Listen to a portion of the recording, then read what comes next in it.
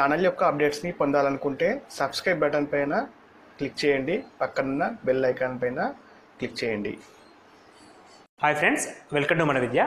Forest officers paper 2 mathematics అండి. ఇది previous paper 2014లో conduct చేసిన పేపర్ అండి. ఇది పార్ట్ 1 వీడియో. సో ఎగ్జామ్స్ ముందు ప్రీవియస్ పేపర్ చూస్తే బెనిఫిట్గా ఉంటుందని ఈ వీడియో ప్రీవియస్ పేపర్ ప్రిపేర్ చేయడం జరిగింది. ఇది పార్ట్ 1 వీడియో అండి. ఇందులో 1 to 25 క్వశ్చన్స్ ఉంటాయి. అండ్ ప్రీవియస్లీ మనకు 100 క్వశ్చన్స్ కాకుండా 50 క్వశ్చన్స్కే కండక్ట్ చేశారు కాబట్టి సో మొత్తం 50 క్వశ్చన్స్లో పార్ట్ 1లో 1 to 25 క్వశ్చన్ ఎక్స్ప్లెనేషన్ ఉంటుంది. సో కొంచెం క్లారిటీగా వినండి. ఫస్ట్ క్వశ్చన్ వచ్చేసి name the property involved in the given example. So ఒక ఎగ్జాంపుల్ ఇస్తున్నాడు మనకి ఇక్కడ 4x + 4y = 4x + y అని ఒక ఎగ్జాంపుల్ ఇస్తున్నాడు. సో ఈ ఎగ్జాంపుల్ అనేది ఏ ధర్మానికి సంబంధించింది? సో నంబర్ సిస్టంలో మనకు కొన్ని ధర్మాలు ఉంటాయి. సంవృత ధర్మం అని, గుణకార విలోమము, విభాగ న్యాయము, వినిమయ ధర్మం అని చెప్పేసి కొన్ని ధర్మాలు ఉంటాయి. సో ఇక్కడ ఇచ్చిన ఎగ్జాంపుల్ అనేది క్రింది వాటిలో ఏ ధర్మానికి సంబంధించింది అని చెప్పి క్వశ్చన్.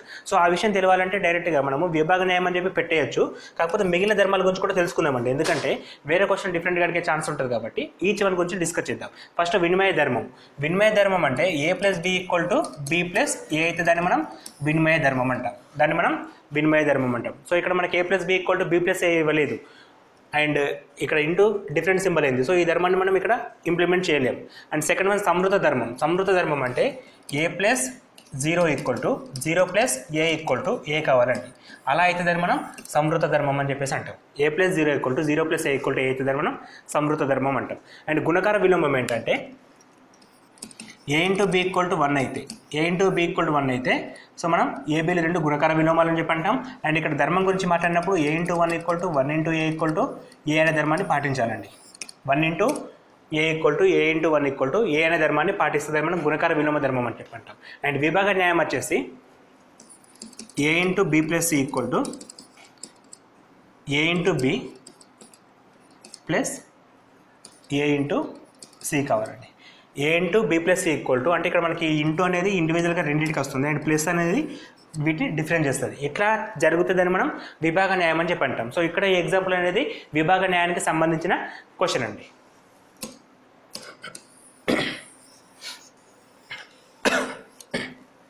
Next question. 2 సంఖ్యల మొత్తం 47 మరియు ఒక సంఖ్య మరొక సంఖ్య కంటే 5 ఎక్కువ అయితే ఆ 2 సంఖ్యలను కనుగొనండి అని చెప్పి క్వశ్చన్ ఇచ్చాడు. సో 2 సంఖ్యలు మనం యాజ్ యూజువల్గా x, y అనుకుంటే x + y = 47 అవుతుంది. And the difference between 2 numbers x - y = 5. అంటే పెద్దది అని దాని మీనింగ్ ఏంటంటే ఒక నెంబర్ నుంచి ఇంకో నెంబర్ని డిఫరెన్స్ చేసినప్పుడు మనకి 5 రావడం జరుగుతుంది. అంటే దీని మీనింగ్ x అనేది పెద్దది, y అనేది చిన్నది. x కంటే y అనేది 5 తక్కువ, అదర్వైజ్ x కంటే y అనేది 5 ఎక్కువ అని చెప్పేసి కూడా చెప్పచ్చు మనం ఇక్కడ. సో ఈ రెండింటిని మనం సింప్లిఫై చేస్తే 52x = 28 వస్తుందండి. x వాల్యూ 28 వచ్చినప్పుడు అండ్ y వాల్యూ మనకు వచ్చేసి 28 - y = 5 అవుతుంది. 28 - y = y అవుతుంది. సో 23 = 28. సారీ అండి, ఇక్కడ x అంటే 26 అండి, ఎందుకంటే 52/2 అంటే 26 వస్తుంది. 26 - 5 అంటే 21 అండి. So numbers are 21, 26. ఇవి బేసిక్ టైప్ క్వశ్చన్స్ అండి. సో అందుకే మనకి చిన్నగానే ఉంటాయి, ఈజీ మెథడ్లో సాల్వ్ చేయొచ్చు. Next question. How many roots does quadratic equation possess? అంటే దాని మీనింగ్ ఏంటంటే ఒక వర్గ సమీకరణానికి ఎన్ని మూలాలు ఉండొచ్చు, ఎన్ని మూలాలు కలిగి ఉంటుంది, ఎన్ని మూలాలు ఉండొచ్చు కాదు, ఎన్ని మూలాలు కలిగి ఉంటుంది. క్వశ్చన్లో కూడా డిఫరెన్స్ ఉంటుంది. ఎన్ని మూలాలు ఉండొచ్చు అంటే ఐదర్ 1 ఉండొచ్చు, 0 ఉండొచ్చు. ఎన్ని మూలాలు కలిగి ఉంటుందంటే కంపల్సరీ అది మనకి 2 మూలాలను కలిగి ఉంటుందండి. మూలాలు అంటే రూట్స్, అది కంపల్సరీ ఒక 2 మూలాలను కలిగి ఉంటుంది. ఫర్ ఎగ్జాంపుల్ వర్గ సమీకరణం ax² + bx + c అనే వర్గ సమీకరణానికి కంపల్సరీ ఇక్కడ ఎన్ని స్క్వేర్ ఉంటుందో, ఘాతం ఎంత పెద్దది ఉంటుందో అన్ని రూట్స్ ఉంటాయి. ఇక్కడ మనకి 2 రూట్స్ ఎగ్జిస్ట్ అవుతాయండి. 2 రూట్స్ అనేవి ఎగ్జిస్ట్ అవుతాయి కాబట్టి ఆన్సర్ అనేది C, 2 మూలాలు కలిగి ఉంటుంది. అదే వర్గ సమీకరణానికి. అదే క్యూబిక్ ఈక్వేషన్ అయితే ax³ + bx² + cx + d = 0. దీన్ని మనం ఘన సమీకరణం అంటాం, క్యూబిక్ ఈక్వేషన్. ఇక్కడ మనకి 3 రూట్స్ ఎగ్జిస్ట్ అవుతాయండి.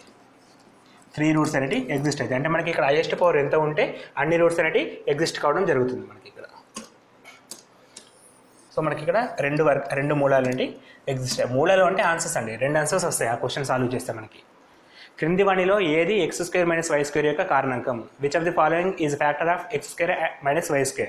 సో x² - y²కి ఫ్యాక్టర్ కావాలి, x² - y²కి ఫ్యాక్టర్ కావాలి.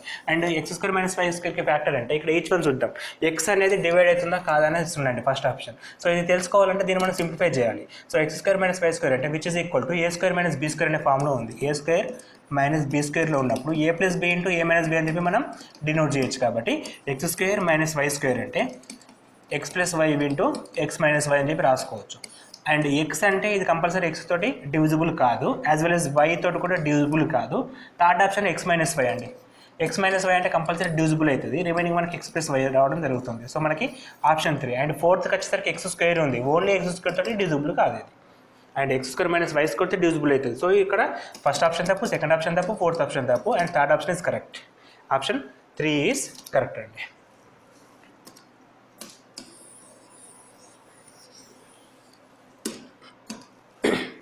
Next question. Subtract 4x² - 3x + 4 from -8x² + 8x + 1. రెండు ఈక్వేషన్స్ ఇస్తున్నాడు, ఒకటి దాని నుండి ఒక దాన్ని తీసేయమని చెప్పన్నాడు. సో ఇక్కడ మనకి కావాల్సింది ఏంటంటే దేని నుండి దేన్ని తీసేయాలి.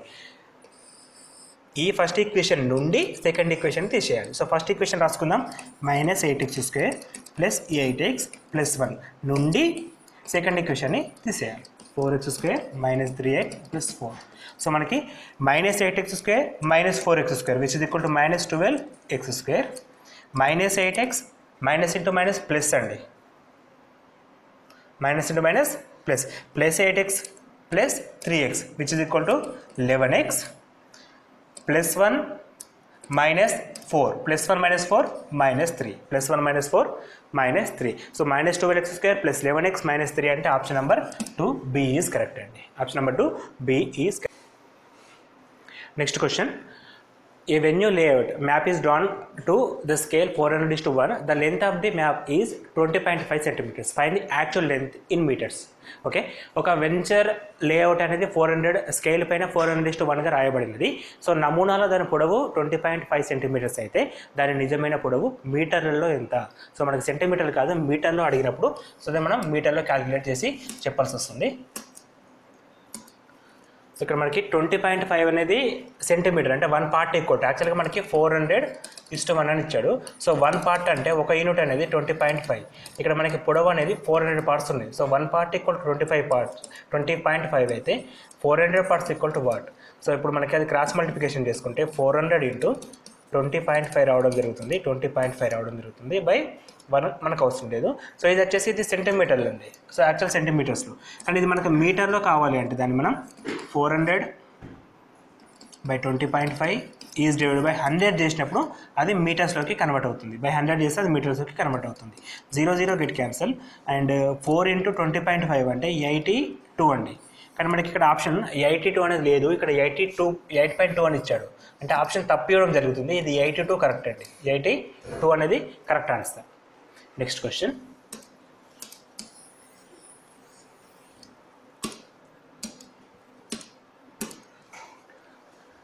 మొదటి n సహజ సంఖ్యల అంకగణిత సగటు. సో మొదటి n సహజ సంఖ్యల అంకగణిత సగటు అంటే ఫస్ట్ మనకి మొత్తానికి ఫార్ములా తెలుసు కదండి, n × n + 1/2 అనేది మొదటి సహజ సంఖ్యల మొదటి n సహజ సంఖ్యల మొత్తానికి ఫార్ములా ఇది. ఎప్పుడైతే మనం సగటు అడుగుతున్నాడో, సగటు అంటే నంబర్ అండి, బై నంబర్ చేసినప్పుడు మనకి సగటు వస్తుంది. అంటే మొత్తము బై సంఖ్య అంటే ఇక్కడ n అండి, మొత్తము బై సంఖ్య అంటే మొత్తం వచ్చేసి ఇది మొత్తానికి formula. So n get cancel, remaining n + 1/2 వస్తుంది. n + 1/2 రావడం జరుగుతుంది. n + 1/2 అంటే ఈ ఆప్షన్ B ఈజ్ కరెక్ట్ అండి. Option B is correct. దిగువ ఇచ్చిన బొమ్మల్లో ఏది మిగిలిన వాటితో సర్వసమానం కాదు అంటే ఇక్కడ డిఫరెంట్ వన్ అండి. 3 ఒక రకంగా ఉన్నాయి, ఇంకొకటి ఇంకో రకంగా ఉందని చెప్పి అడుగుతున్నాడు. సో మనం చూస్తూ చెప్పచ్చు ఈ 3 కూడా మనకి చూడడానికి ఒకే యాంగిల్ టీటాని కలిగి ఉన్నాయి. ఇక్కడ మాత్రం టీటా అనేది డిఫరెంట్గా ఉంది. కాబట్టి option number D is correct అండి. అంటే ఇటువంటి ఈజీ క్వశ్చన్స్ కూడా ఉంటాయి, అన్ని క్వశ్చన్స్ ఈజీగా ఉండవు, కొన్ని క్వశ్చన్స్ మాత్రమే ఈజీగా ఉంటాయి. Next question. If tan A = 5/12 then the value of cos A. ఒకవేళ tan A విలువ 5/12 అయితే cos A విలువ ఎంత అని అడుగుతున్నాడు. సో ఎప్పుడైతే మనకి tan మెన్షన్ చేసిండో, tan A = ఫార్ములా ఏంటంటే ఎదుటి భుజము బై ఆసన భుజము, which means opposite by adjacent. So ఒక ట్రయాంగిల్ తీసుకుంటే మనకి ఇది టీటా అయినప్పుడు దీనికి ఎదురు భుజం అంటే ఆపోజిట్ ఇది అవుతుందండి, అండ్ ఇది అడ్జసెంట్ అవుతుంది. సో దీన్ని మనం హైపోటెనస్ అంటాం. సో మనకి ఇక్కడ టీటా వాల్యూ తెలిసినప్పుడు అండ్ టాన్ టీటా ఇచ్చాడు, tan theta equal opposite by adjacent కాబట్టి 5/12 మనకి కావాల్సిన కాస్ టీటా ఫార్ములా ఏమవుతుంది మనకి అప్పుడు hypotenuse by hype by adjacent. తెలుగులో మనం దీన్ని కర్ణము బై ఆసన భుజం అని చెప్పి అంటామండి, కర్ణము బై ఆసన భుజము అంటాం. సో మనకి ఇప్పుడు కాస్ టీటా వాల్యూ కావాలంటే కర్ణం తెలియాలి ఫస్ట్. కర్ణం అంటే హైపోటెనస్ అంటే బై పైథాగరస్ థియరం మనకి hypotenuse square equal to opposite or adjacent square plus opposite square అని చెప్పి మనం రాసుకోవచ్చు. సో అడ్జసెంట్ మనకి ఇక్కడ 12 స్క్వేర్ ఇచ్చాడు అండ్ అపోజిట్ వచ్చేసి 5 అండి, 5 స్క్వేర్. 12 square 144 plus 5 square 25 169. ఇది హైపోటెనస్ స్క్వేర్ అండి.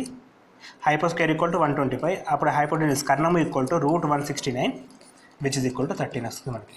సో ఇది 13, దీని వాల్యూ 13. ఇప్పుడు మనకు కావాల్సిన కాస్ ఏ అంటే 13 బై కర్ణము బై అడ్జసెంట్ అంటే 12 అండి, 13/12 వచ్చేసి adjacent by hypotenuse. Tan equal to ఎదురు భుజం కన్నా అడ్జసెంట్ బై ఇక్కడ మనం తప్పు రాసినామండి, adjacent by hypotenuse. Adjacent by hypotenuse అంటే మనకి 12/13 వస్తుంది. 12/13 అంటే option number 2 is correct. Next question.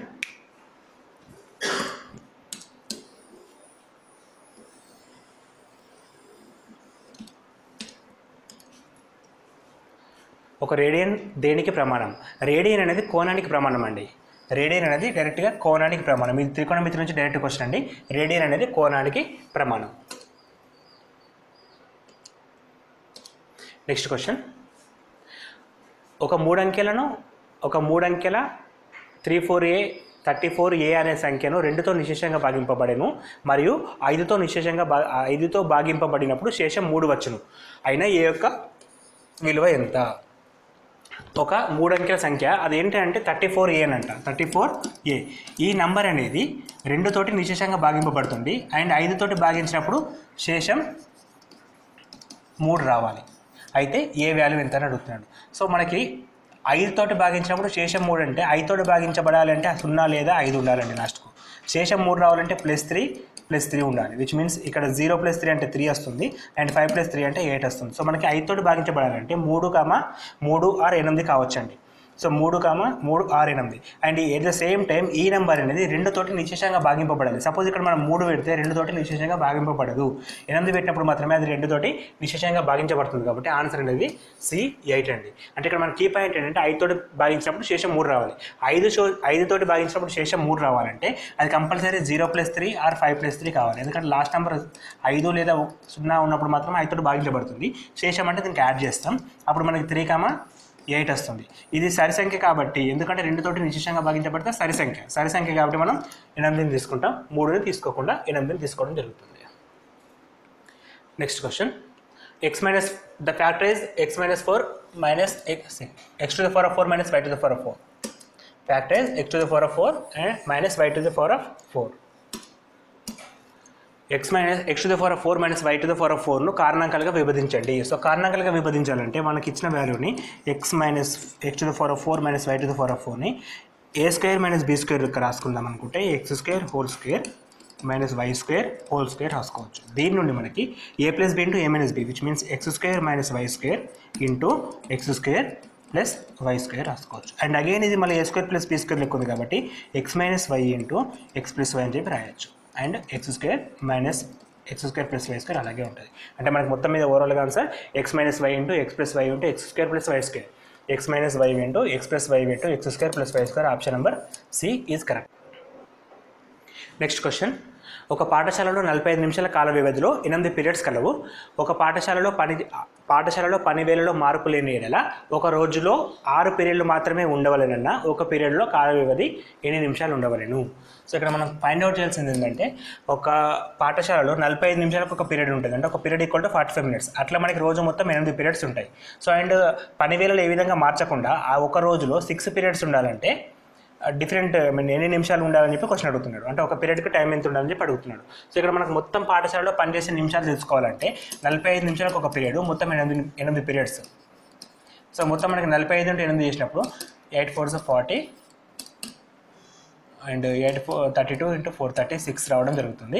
ఇప్పుడు ఏమడుగుతున్నాడంటే 6 పీరియడ్స్ మాత్రమే ఉండాలి పర్ డే. 6 పీరియడ్స్ మాత్రమే ఉండాలంటే ఒక పీరియడ్ ఎన్ని నిమిషాలు ఉండాలి? 60 minutes అండి. సో మనకి 60 నిమిషాలు అంటే ఒక గంటకు ఒక పీరియడ్ పెట్టేస్తే మనకి 6 పీరియడ్ మాత్రమే ఉండడం జరుగుతుంది. సో 6 పీరియడ్స్ ఉంటే మాత్రమే అదే ఆన్సర్ కరెక్ట్ వస్తుంది. Next question. ఒక వృత్త వ్యాసార్థం 21 సెంటీమీటర్స్. దీనిలో ఒక చాపం కేంద్రం వద్ద 45 డిగ్రీలు చేసిన ఆ చాపం యొక్క పొడవు ఎన్ని సెంటీమీటర్లు? ఒక వృత్త వ్యాసార్థం 21 సెంటీమీటర్స్. ఒక చాపం అంటే ఇది తీసుకుంటాం మనం. ఇది 45 డిగ్రీ చేస్తే ఈ వృత్తం యొక్క చాపం యొక్క పొడవు కావాలి. సో పొడవు అంటే ఇదండి. సో ఇది కావాలి అంటే, ఈ పొడవు మనకు కావాలంటే ఫార్ములా వచ్చేసి 2πr into θ/360. ఇక్కడ ఈచ్ వన్ కూడా 2πr into θ/360. 2πr అనేది వృత్త పరిధి అండి, ఈ మొత్తాన్ని చూపిస్తుంది. అందులో డివైడెడ్ పార్ట్ అంటే θ/360 చూపిస్తుంది. సో ఇది మనకి ఈ వృత్తం యొక్క చాపం యొక్క పొడవును చూపించడం జరుగుతుంది. సో దీనికి మనకి 2 అంటే 2 అని 22/7 ఆల్రెడీ రేడియస్ ఇచ్చాడు 21 అని. θ అంటే 45 degrees అండి /360. 45 1s 45 8s, ఎందుకంటే 90/4 కాబట్టి 45 అంటే 90లో సగం కాబట్టి 1/8 తీసుకోవచ్చు డైరెక్ట్గా మనం. And 3 7 1s 7 3s, 2 1s 2 4s, 4 2s 4 11s అంటే 33/2 వస్తుందండి మనకి. 33/2 విచ్ ఈజ్ ఈక్వల్ టు 16.5 అండి. 16.5 centimetres. So 16.5 option number C is correct అండి. Very simple questions, basic questions ఇవన్నీ కూడా.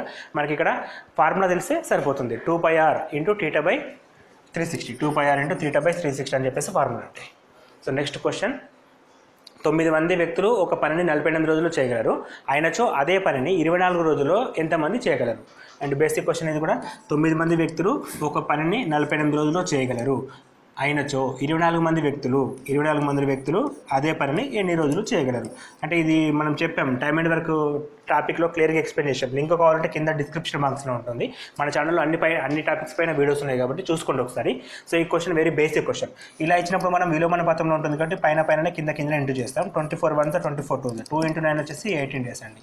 వెరీ సింపుల్ మెథడ్, 18 days అండి. ఈ మెథడ్ మనకి కింద లింక్లో ఉంటాయి చూడండి ఒకసారి. టైమ్ అండ్ వర్క్ అనే లింక్ ఉంటుంది, అందులో క్లిక్ చేస్తే మనకి ఈ మెథడ్స్ కానీ టైమ్ అండ్ వర్క్ నుంచి ప్రతి మెథడ్స్ కూడా డిస్కస్ చేయడం జరుగుతుంది. Next question.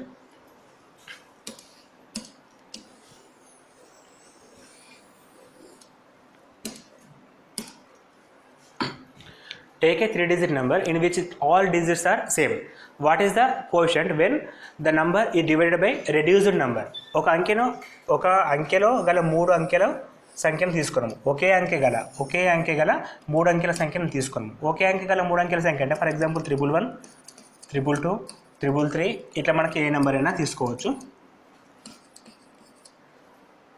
ఆ సంఖ్యను దాని సంక్షిప్త సంఖ్యతో భాగించగా వచ్చిన భాగఫలం. సో భాగఫలం అడుగుతున్నాడు, శేషం అడగట్లేదు మనకి. అంటే కోఎఫిషియంట్ అడుగుతున్నాడు. కోఎఫిషియంట్ అంటే ఇప్పుడు మనకి ఆ సంఖ్యను సంక్షిప్త సంఖ్య అన్నాడు. ఇక్కడ మనకి సంక్షిప్త సంఖ్య అంటే ఆ 3 నెంబర్స్ని యాడ్ చేస్తే వచ్చే నెంబర్. ఇక్కడ 3 నెంబర్స్ని యాడ్ చేస్తే ఫర్ ఎగ్జాంపుల్ 3 వస్తుంది, ఇక్కడ కూడా 6 వస్తుంది, ఇక్కడ మనకి 9 వస్తుంది, ఇక్కడ 21 వస్తుంది, ఇక్కడ 27 వస్తుంది. ఈ డిఫరెంట్ కేసులలో వచ్చే భాగఫలం ఏంటో అని అడుగుతున్నాడు. సో భాగఫలం అంటే కోఎఫిషియంట్ కనుక్కోవాలంటే 3 1s 3 3s 9, 2 మిగులుతుంది 21, 3 7s 21. సో ఆన్సర్ 37 వస్తుంది. నెక్స్ట్ ఎగ్జాంపుల్ చూద్దాం. 21 3s 63. 63ని మనం రెడ్యూస్ చేస్తే మనకి 77 నుంచి 14 వస్తుంది. 14 పక్కన 7 ఉంది కాబట్టి 147 అవుతుంది. 147 అంటే మళ్ళీ 21 7s అండి. 21 7s 147. సో మనం ఇట్లా ఏ నెంబర్ తీసుకున్నా సరే కంపల్సరీ ఆన్సర్ అనేది 37 రావడం జరుగుతుంది. ఇది ఒక బేసిక్ రూల్ అండి అండ్ బేసిక్ లా కూడా. సో ఇక్కడ మనకి ఆన్సర్ ఎప్పుడు కూడా 37 వస్తుంది. ఎందుకంటే ఒక నెంబరు దట్ సేమ్ డిజిట్స్ ఉంటే అండ్ వాటి సంక్షిప్త సంఖ్య రెడ్యూస్ నెంబర్ ఏమంటుందంటే సమ్ చేస్తాం కదా, ఆ నెంబర్ అనేది 37 టైమ్స్ ఉంటుంది. దానికి 37 టైమ్స్ ఉంటుంది. ఏ ఎగ్జాంపుల్ తీసుకున్నా ఇదే కరెక్ట్ అవుతుందండి. 5 కావచ్చు 8 కావచ్చు, ఏ ఎగ్జాంపుల్ అయినా సరే ఇదే కరెక్ట్. Next question. రమ ఒక కారును 4,50,000 కొనేను 3 నెలలు ఉపయోగించుకుని 4,35,000 అమ్మినా ఆమెకు వచ్చిన నష్ట శాతం ఎంత? Profit and loss question, very basic question. So ఇక్కడ మనకి లాస్ వస్తుంది, ఎందుకంటే 40,50,000కి కొన్నది, 40,35,000కి అమ్మేసింది. సో మనకి వచ్చేసి బేస్ 15,000 లాస్ అండి. ఈ లాస్ అనేది ఎంత percentage? So loss by total కొన్న వేల 3030 get cancel. 15 1 15 3 into 100. 0 get cancel. 3 అంటే 3.9 3.33%. Option number 2 B is correct answer. Ravi తన తోటలో నాటిన 450 మొక్కలకు 675 కేజీల ఎరువు వాడాడు. అదనంగా ఇంకొక 200 మొక్కలు నాటాలనుకుంటే ఇంకా ఎన్ని కేజీల ఎరువు అనేది వాడడం అవసరం? సో 450 సీడ్స్కి మొక్కలకి 675 కేజీల ఫీడ్ వాడిండు. యాజ్ వెల్ యాజ్ ఇంకొక అడిషనల్గా 200 కావాలంటే ఎంత ఎక్స్ట్రా కావాలి? క్రాస్ మల్టిప్లికేషన్ చేస్తే 675 into 200 by 450. 0 get cancel. 4 5s 4 9s 9 1s 9 7s 63. 4 మిగులుతుంది 45. 9 5s 45. 75 into 4 అంటే 300 అండి. 75 into 75 75 plus 75 150. 150 plus 150 300. ఈజీగా మనకి ఆన్సర్ అవ్వడం జరుగుతుంది. క్రాస్ మల్టిప్లికేషన్ చేస్తే సరిపోతుంది. మరి ఇక్కడ మనం చేయాల్సిందంటే క్వశ్చన్ జాగ్రత్తగా చదివి అర్థం చేసుకొని ఆన్సర్ చేయడం అంతే. బేసిక్స్ రావాలి, ప్రతి టాపిక్ పైన బేసిక్స్ గ్రిప్ ఉండాలి, అందుకే ఫాస్ట్గా చేయగలుగుతాం. నెక్స్ట్, ఒక బాల్ పాయింట్ పెన్ను ఖరీదు సిర పెన్ను ఖరీదులో సగం కంటే 5 తక్కువ అయినా ఈ దత్తాంశాన్ని 2 చలరాశుల్లో రేఖీయ సమీకరణం దాకా చెప్పండి. The cost of ball point pen is 5 rupees less than the half of the cost of fountain pen. Express this statement in the linear equation in 2 variables.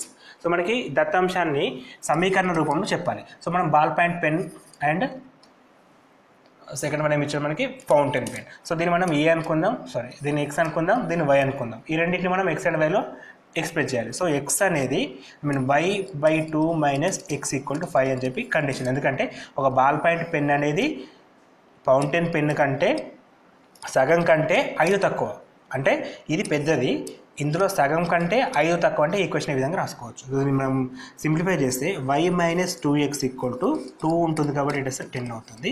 10 ఇటు తీసుకొస్తే y - 2x - 10 equal to 0.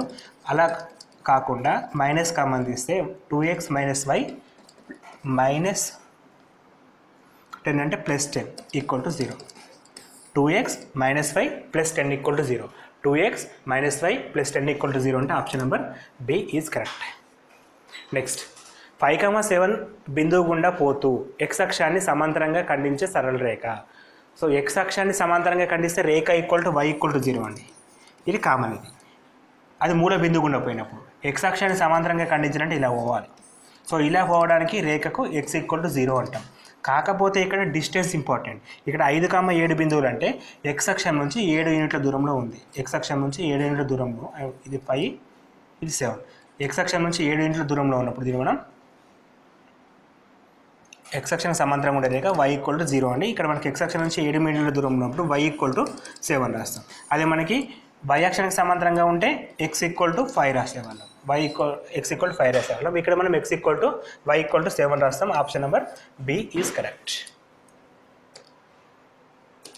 Next question, ఒక equation 5,7 బిందువు ఒక అదే question అండి. అది find the x విలువ కనుగొనము. Find the x విలువను కనుగొనము అంటే ఈ ఈక్వేషన్లో x విలువ కనుగొవాలి. ఇప్పుడు మనం ఇది రేఖాగంతం అనే టాపిక్లో క్లియర్గా డిస్కస్ చేస్తాం. ఇలా 2 సమాంతర రేఖలను ఒక రేఖ ఖండించినప్పుడు ఈ 2 కోణాలు కూడా సమానంగా ఉండడం జరుగుతుంది. ఇది రేఖాగంతంలో బేసిక్ క్వశ్చన్ అండి. ఈ వీడియో కూడా కింద లింక్ ఉంటుంది. రేఖాగంతం చాలా ఇంపార్టెంట్. వాటిలో ప్రతి మెథడ్ కూడా ఎక్స్ప్లెయిన్ చేయడం జరిగింది. సో ఒకసారి వీడియో చూస్తే మీకు క్లారిటీ ఉంటుంది. సో ఇప్పుడు ఈ 2 కూడా ఈక్వల్ అంటే 13x - 5 ఈక్వల్ టు 17x + 5 అండి. సో ఈ 13x ఇటు తీసుకెళ్తే 17x - 13x. ఈ 5 కూడా ఇటు తీసుకొస్తే -5 - 5 -10 వస్తుంది. సో 13x - 17x అంటే 4x. 4x equal to -10, that is equal to x equal to -2.5 అండి. -2.5. Option C is correct. Next question, బొమ్మలో నలుపు రంగు వేయబడిన ప్రదేశం అంటే నాన్ షేడెడ్ ప్లేస్, వేయబడిన ప్రదేశం. నాన్ షేడెడ్ ప్లేస్ యొక్క ఏరియా అంటే నాన్ షేడెడ్ ప్లేస్ అంటే ఈ ప్లేస్ అండి. ఈ ప్లేస్ యొక్క ఏరియా కావాలి మనకి. సో ఆ ప్లేస్ ఏరియాకి డైరెక్ట్ ఫార్ములా లేదు, కాకపోతే మనకి ఏం తెలుసు అంటే బేసిక్స్ నుంచి ఆ షేడెడ్ ప్లేస్ అంటే ఇక్కడ ఇచ్చిన ఈ మొత్తంలోకి షేడెడ్ అంటే హాఫ్ సర్కిల్ని తీసేస్తే రిమైనింగ్ వస్తుందండి. సో మొత్తం షేడెడ్ ప్లేస్ అంటే మనకి 3.5 × 3.5, ఎందుకంటే ఇక్కడ 3.5 మెన్షన్ చేశాడు కదా, 3.5 × 3.5 చేయాలి ఫస్ట్ మనం.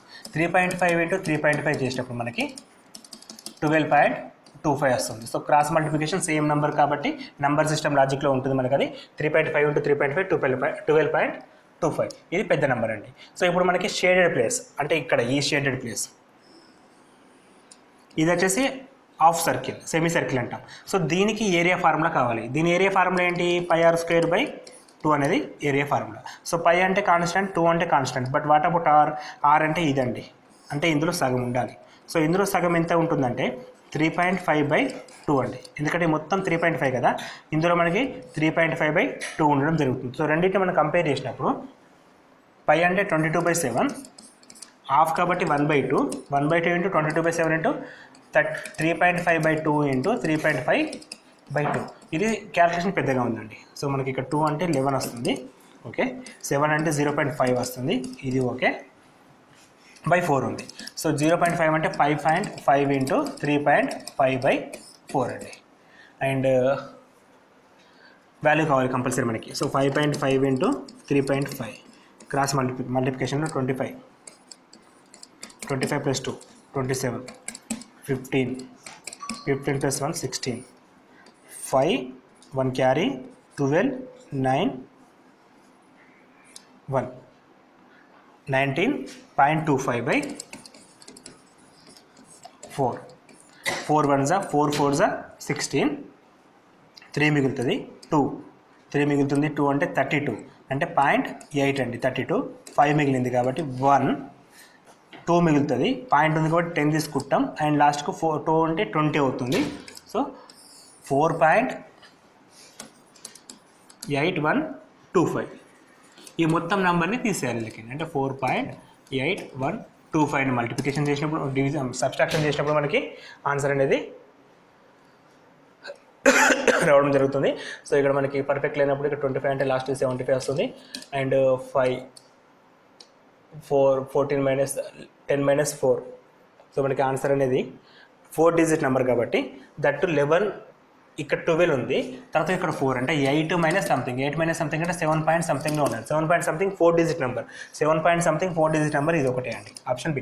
మొత్తం చేసినా కూడా ఆన్సర్ సేమ్ వస్తుంది మనకి. సో టైం అనేది ఎప్పుడైనా సరే రెడ్యూస్ చేయడానికి ట్రై చేయాలి తప్ప పెంచుకోవద్దు. నెక్స్ట్ క్వశ్చన్, ఇటువంటి క్వశ్చన్స్ బాగా అడుగుతానండి. సో 80 సెంటీమీటర్లు, 80 మీటర్లు మరియు 50 మీటర్లు ఎత్తుగల కొలతలు గల ఒక దీర్ఘచతురస్రాకారపు గడ్డి మైదానం, 80 సెంటీమీటర్లు మరియు 50 సెంటీమీటర్ల కొలతలు గల దీర్ఘచతురస్రాకారపు గడ్డి మైదానము 10 మీటర్ల వెడల్పు గల రహదారి మైదానము మధ్య గుండా బొమ్మలో చూపిన విధంగా వేశారు. రోడ్డుపై కంకర వేసేందుకు చదరపు మీటర్లకు 4 రూపాయల చొప్పున ఖర్చు అయినా మొత్తం రూపాయలు ఎన్ని? సో ఇక్కడ మనం ఖర్చుని ఫైండ్ అవుట్ చేయాలి. సో ఖర్చుని ఫైండ్ అవుట్ చేయాలంటే మనకి ఈ బాట వైశాల్యం తెలియాలి. ఈ బాట వైశాల్యం తెలియాలంటే కొలతలు అవసరం. సో ఇక్కడ మనకి 80 సెంటీమీటర్లు, ఇది వచ్చేసి 50 సెంటీమీటర్లు పొడవు వెడల్పు ఇచ్చాడు. అండ్ ఈ బాట లెంత్ అనేది 10 సెంటీమీటర్లు. బాగానే ఉందండి. ఇప్పుడు మనకి బాట వైశాల్యం కావాలంటే ఫస్ట్ ఆఫ్ ఆల్ ఇది పొడవు, ఈ పొడవు మనకి ఎంత ఉంటుంది? 50 ఉంటుంది. ఈ వెడల్పు ఎంత ఉంటుంది మనకి? ఇది 10 ఉంటుంది. సో మొత్తం ఎంత అవుతుంది? పొడవు ఇంటూ వెడల్పు అంటే 50 × 10 = 500 వస్తుంది. అండ్ యాజ్ వెల్ ఇక్కడ ఇది ఈ వెడల్పు అండి. సో ఈ వెడల్పు వచ్చేసరికి మనకి 80 ఉంటుంది. అండ్ ఈ లెంత్ వచ్చేసరికి ఇది కూడా మనకి 10 ఉంటుంది. సో 80 × 10 అంటే 10 × 80 విచ్ ఇస్ ఈక్వల్ టు 800 వస్తుంది. ఈ రెండింటిని యాడ్ చేసినప్పుడు మనకు 1300 వస్తుంది. అండ్ ఈ పార్ట్ డబల్ యాడ్ చేస్తున్నాం, ఈ పార్ట్ మనం డబల్ యాడ్ చేస్తున్నాం, ఈ మధ్యలో పార్ట్ డబల్ యాడ్ చేస్తున్నాం. ఈ మధ్యలో పార్ట్ అంటే 10 మీటర్లు 10 మీటర్లు అంటే ఒక చతురస్రం 10 × 10. సో 10 × 10 దాని వైశాల్యం ఎంత? 100. మనం ఈ 100ని డబల్ యాడ్ చేసినప్పుడు ఒక 100ని తీసేసిన, ఒక 100ని డబల్ యాడ్ చేసినప్పుడు తీసేస్తే ఇక్కడ 1200 వస్తుంది. 1200 అనేది మనం చూడగానే ఇక్కడ ఆప్షన్ నెంబర్ ఏలో ఉంది, కొట్టేయచ్చు. కాకపోతే క్వశ్చన్ కరెక్ట్ చదివినప్పుడు మనకు అడిగింది వైశాల్యం అడగలేదు, తను అడిగింది ఏంటంటే రూపాయలు ఎంత అని అడుగుతున్నాడు. సో రూపాయలు అంటే ఈచ్ వన్ 4 రూపీస్ కాబట్టి 4800 రూపీస్ అవుతుంది. రూపీస్ 4800 రూపీస్ వస్తుంది. సో అక్కడ మనకు 4800 ఎక్కడ ఆప్షన్ లేదు, అందుకని చెప్పేసి క్వశ్చన్ రాంగ్ అండి. None of this answer is correct. So అక్కడ మనకి ఆన్సర్ అనేది ఇవ్వడం జరగలేదు. సో ఈ స్టేట్ లెవెల్ ఎగ్జామ్లో మినిమం 2-3 క్వశ్చన్స్ రాంగ్ వస్తున్నాయి, అది మనం ప్రతి ఇయర్ కూడా చూస్తున్నాం. సో అటువంటిప్పుడు మనం అక్యురసీ పైన నమ్ముకోవాలండి. అక్కడ ఏదో ఆప్షన్ ఉంది కానీ చెప్పి అది క్లిక్ చేయకుండా మన కాన్ఫిడెన్స్ పైన కొంచెం గ్రిప్ ఉండాలి. నెక్స్ట్ క్వశ్చన్, ఈ క్రింది ప్రవచనాలలో ఏది అసత్యం? సో రాంగ్ ఉండే చెప్పాలండి. ఇక్కడ మనం అన్ని సమాంతర చతుర్భుజాలు చతుర్భుజాలే. అఫ్కోర్స్ అన్ని సమాంతర చతుర్భుజాలు కూడా చతుర్భుజాలు, ఎందుకంటే ప్రతిదానికి 4 భుజాలు ఉంటాయి కాబట్టి అన్ని సమాంతర చతుర్భుజాలు కూడా చతుర్భుజాలే అవుతాయి. ఎందుకంటే ఏ చతుర్భుజం తీసుకుని వస్తే మనం 4 భుజాలు ఉంటాయి. 4 భుజాలు ఉంటే దాన్ని మనం ఏమంటాం? చతుర్భుజం అంటాం. సో అనేది ఫస్ట్ వన్ కరెక్ట్ అండి. సెకండ్ వన్ ఏంటి? చతురస్రం, రాంబస్. చతురస్రం అనేది రాంబస్ అవుతుంది. సో చతురస్రం అంటే ఇట్లా ఉంటుంది మనకి. ఇది బేసిక్గా ఒక రాంబస్ అండి, ఎందుకంటే ప్రతి చతురస్రం కూడా ఒక రాంబస్. దీన్ని ఇట్లా కూడా రాసుకోవచ్చు మనం. ఇది కూడా చతురస్రమే కదా. సో బేసిక్గా ప్రతి చతురస్రం కూడా ఒక రాంబసే. కాకపోతే రాంబస్లో కర్ణాలు డిఫరెంట్గా ఉంటే దాన్ని మనం చేయొచ్చు, కానీ కర్ణాలు సేమ్ ఉండేటట్టు కూడా రాంబస్ని డ్రా చేయొచ్చు. మనం కర్ణాలు సేమ్ ఉండే విధంగా కూడా రాంబస్ని డ్రా చేయొచ్చు. అంటే కర్ణాలు లంబంగా ఉండాలి, కండిషన్ సాటిస్ఫై అయింది. అంటే ప్రతి చతురస్రం కూడా రాంబస్ అవుతుంది కాబట్టి ఇది కూడా కరెక్టే. అన్ని దీర్ఘ చతురస్రాలు సమాంతర చతుర్భుజాలే. అన్ని దీర్ఘ చతురస్రాలు కూడా సమాంతర చతుర్భుజాలే. సమాంతర చతుర్భుజం అంటే ఆపోజిట్ సైడ్స్ ఆర్ ఈక్వల్. అంటే ప్రతి దీర్ఘ చతురస్రానికి ఆపోజిట్ సైడ్స్ ఆర్ ఈక్వల్ కాబట్టి ఇది కూడా కరెక్టే. లాస్ట్ వన్ వచ్చేసి అన్ని ట్రెపిజియంలు సమాంతర చతుర్భుజాలు అని చెప్పించాడు. ట్రెపిజియం అంటే డిఫరెంట్ అండి. So trapezium is different from other once. So ఇది ట్రెపిజియం అంటే మనం ఇదేమంటున్నాడు? సమాంతర చతుర్భుజాలు అంటే ఆపోజిట్ సైడ్స్ ఆర్ ఈక్వల్ అని చెప్పాడు. ఇక్కడ ఈక్వల్ ఉండని అవసరం లేదు. ఇది చిన్నగా ఉంటుంది, ఇది పెద్దగా ఉంది. ఈ రెండు మనకి ఈక్వల్గా ఉండని అవసరం లేదు కాబట్టి ఈ పాయింట్ తప్పండి. సో ఇది మనకి బేసిక్స్ పైన గ్రిప్ ఉన్నప్పుడు మాత్రం చేయగలిగిన క్వశ్చన్ అండి. వేరే ఆప్షన్ ఏం లేదు, బేసిక్స్ పైన గ్రిప్ ఉండాలి. సో బేసిక్స్ అంటే చతుర్భుజం అంటే ఏంది, చతురస్రం అంటే ఏంది, దీర్ఘ చతురస్రం అంటే ఏంది, రాంబస్ ఏంటి, వీటిపైన గ్రిప్ ఉండాలి బాగా మనకి.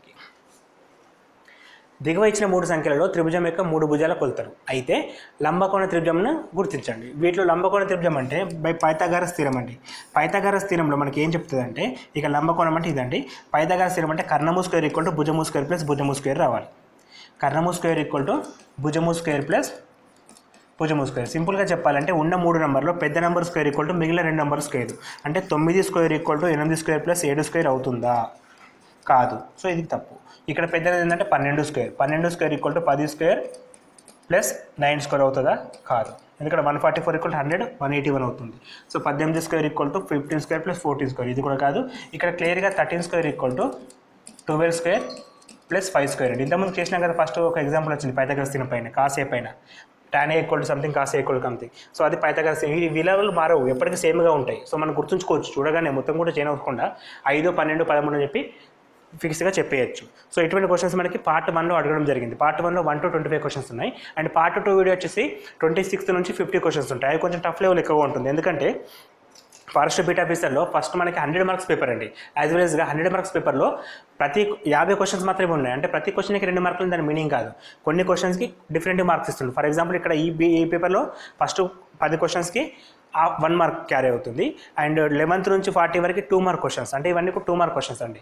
40 నుంచి 50 వరకు ఈచ్ వన్ 3 మార్క్ క్వశ్చన్. అది టఫ్ లెవెల్ ఎక్కువగా ఉంటుంది, అది పర్ఫార్మెన్స్ ఎక్కువ ఉంటుంది. సో డిఫరెంట్ క్వశ్చన్స్ ఉన్నాయి, డిఫరెంట్ క్వశ్చన్స్ ప్రకారం మనం ఫాలో అయిపోదాం. సో మీరు పార్ట్ 2 వీడియో చూసినట్లయితే ఆ డిఫరెంట్ క్వశ్చన్స్ కూడా చూడగలుగుతారు.